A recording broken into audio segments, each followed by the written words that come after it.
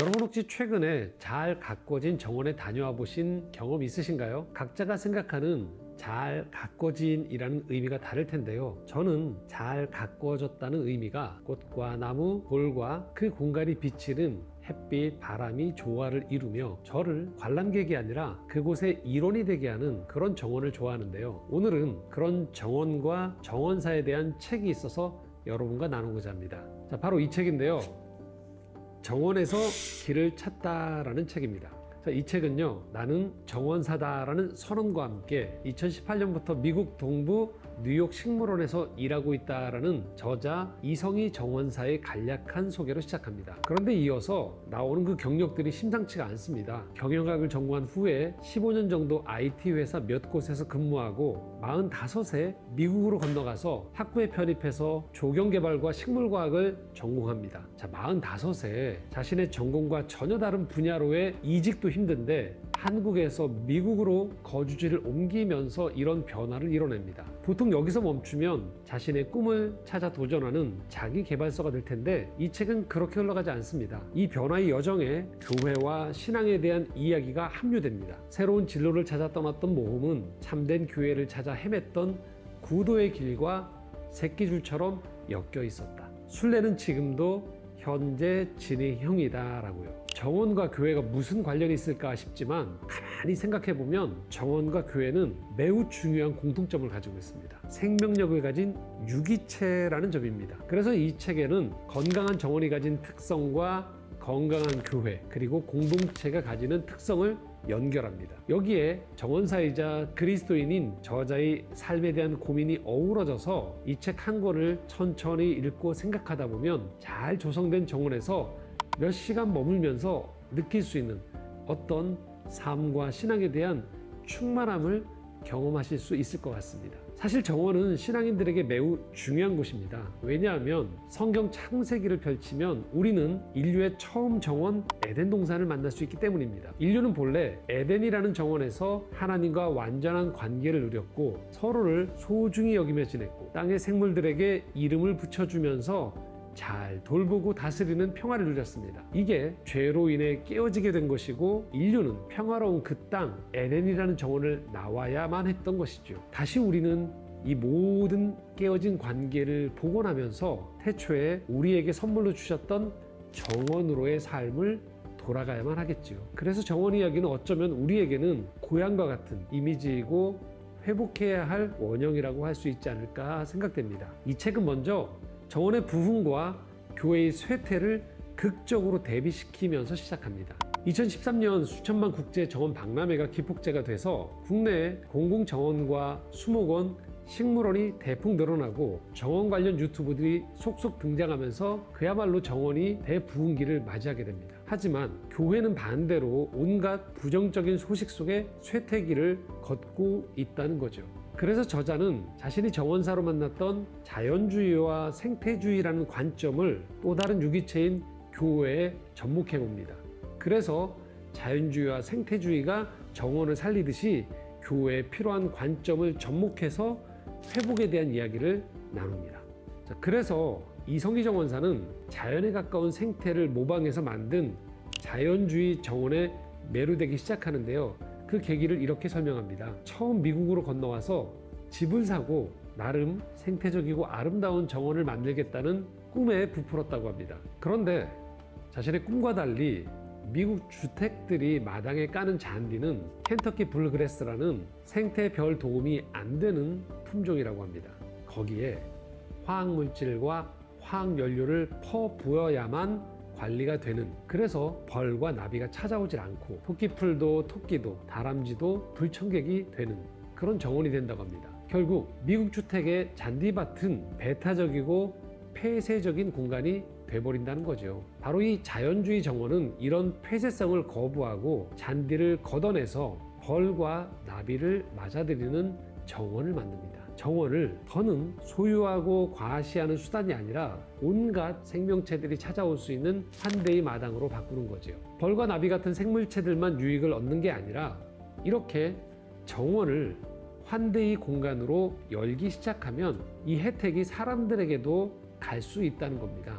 책에는 영국의 코티지 가든이 바로 이런 열린 창조적인 시도를 한 좋은 사례라고 소개되고 있습니다. 본래 영국의 주택 정원인 코티지 가든은 약 400년 동안 개인과 가족만의 은밀하고 아늑한 공간으로 유지해 왔습니다. 그런데 내셔널 가든 스킴이라는 단체를 통해서 주택의 정원을 개방하고 거기에서 얻은 입장료 수익 등으로 의료 서비스에서 소외됐던 사람들을 돕는 일에 나서게 됐다는 거예요. 3,600여 개의 코티지 가든이 정원을 개방하면서 2023년 한 해에만 약 70억 원의 수익과 식물, 쿠키 판매 대금 4억 원이 모여 마련된 기금으로 빈민 대상 의료 구호 활동 기관에 이 돈들이 보내졌다고 합니다. 이렇게 정원을 내 가족만을 위해서 사용하지 않고 그 유익을 나누려고 할 때 놀라운 일들이 벌어질 수 있다는 거죠. 여기서 중요한 것은 자연주의 정원이 야생의 환경으로 돌아가는 것을 의미하지 않는다는 거예요. 정원을 문명의 하부 구조, 그러니까 수직 구조에서의 밑이 아니라 수평 구조에서의 옆자리로 정원에 대한 위상을 바꾸는 거예요. 하부 구조일 때는 인간의 필요에 따라서 이용할 수 있는 대상이었다면 옆자리로 옮긴다는 건 문명과 자연의 경계로 자리를 옮겨서 단순히 정원이 이용 대상이 아니라 자연과 문명이 충돌하지 않는 일종의 완충지대 역할을 하게 된다는 거죠. 그렇게 되면 정원사도 그저 식물을 관리하는 사람이 아니라 문명과 자연의 경계에서 화해를 중지하는 제사장이 된다는 거죠. 정원은 그저 예쁜 식물들이 모여있는 도시와는 별도의 그저 단순한 힐링 공간이 아니라는 거예요. 이성희 정원사가 일하는 뉴욕 식물원은 뉴욕의 5개 자치구 중에 1인당 연평균 소득이 가장 낮은 브롱크스 지역에 위치해 있다고 합니다. 식물원의 입장료가 평소에는 $35, 약 4만 원이 좀 넘고요. 특별 전시회가 열리는 시즌에는 입장료가 $65, 약 8만 원이 된다고 합니다. 이 금액이면 가난한 지역 주민들이 관광이 아닌 생활의 일부로 찾기에는 부담스러울 수밖에 없겠죠. 그런데 반전이 있습니다.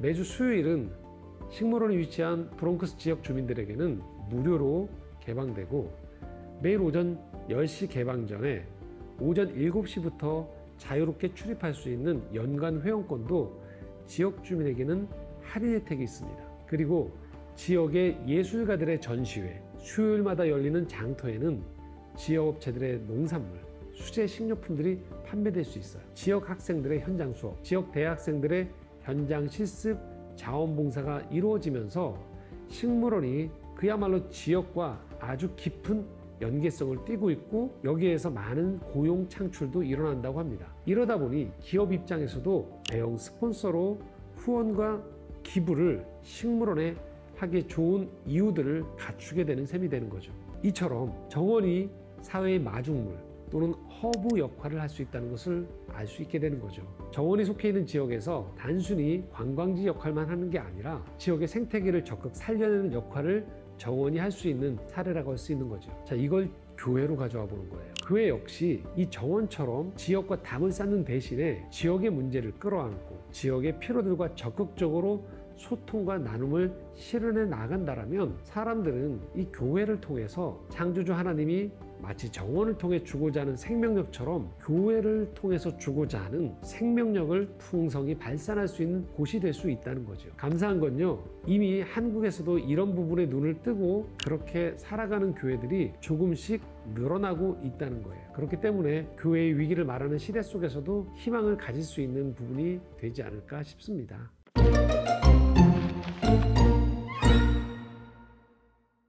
자, 이렇게 책 전반에는 교회가 가질 수 있는 공공성에 대한 이야기를 중점적으로 다루고 있습니다. 후반부에는 지역교회를 넘어서는 복음에 대한 시야를 넓히는 이야기가 담겨 있습니다. 역시 이 정원에 대한 이야기와 함께 엮어서 전개되고 있습니다.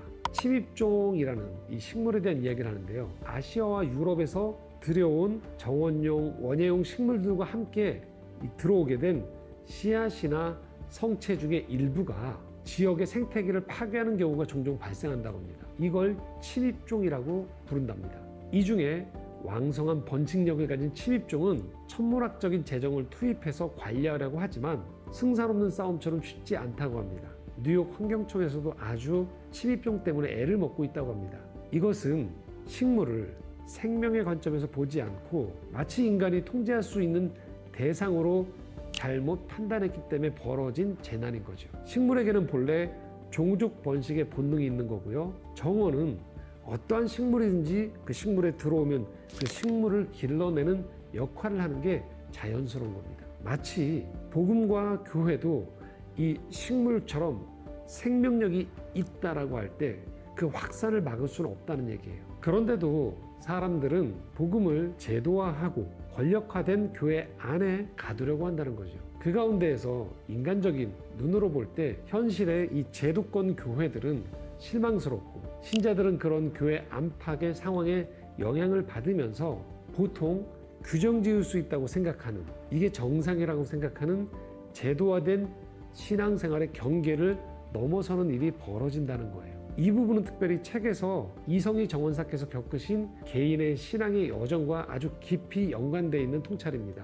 이성희 정원사께서 섬겼던 교회 세 곳이 결국 분열되고 변질되고 사라지면서 30년간의 교회 생활이 남긴 것이 무엇일까를 묻게 됐다고 합니다. 그런데 그것이 실패일 수 없다는 것이죠. 비록 자신이 몸담았던 제도권 교회가 인간의 부족함으로 인해 분열되고 기대와 다른 모습이 보일지라도 복음의 생명력은 제한되지 않는다는 거죠. 마치 사도행전 8장에 예루살렘에 찾아온 핍박으로 인해서 그리스도인들이 피신을 하면서 사마리아까지 가게 돼서 거기서도 복음이 전파되는 결과를 가져온 것처럼 비록 실패처럼 보이는 저자의 교회 생활 역시 하나님 나라 복음의 씨앗을 품은 생명들이 흩어짐으로 이해하게 됐다고 고백하는 거죠. 사실 시중에는 숲이나 정원, 식물들을 통해서 삶을 관조하며 인생에 대해 조언하는 책들은 은근히 많이 나와 있습니다. 그런데 이 책의 차별점은 정원을 신앙의 관점에서 조망한다는 점입니다. 그리고 그 신앙적 관점 역시 단순히 식물을 보고 신앙에 대한 단상을 적은 에세이가 아니라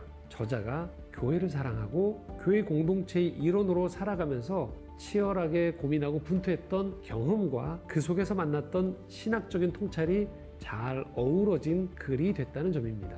생태에 관심 있는 분들도 인생의 길을 찾아가는 한 사람의 내밀한 고백을 만나기 원하는 분도, 무엇보다 건강한 교회 생태계를 꿈꾸는 분들에게 이 책은 좋은 선물이 될 수 있을 거라 생각됩니다. 따뜻하고 치열하고 아름다운 책 한 권을 만났습니다. 저는 다음 시간에 또 좋은 책으로 찾아뵙겠습니다. 댓글에 소감과 질문 나눠주시면 적극적으로 함께 의견을 나누도록 하겠습니다.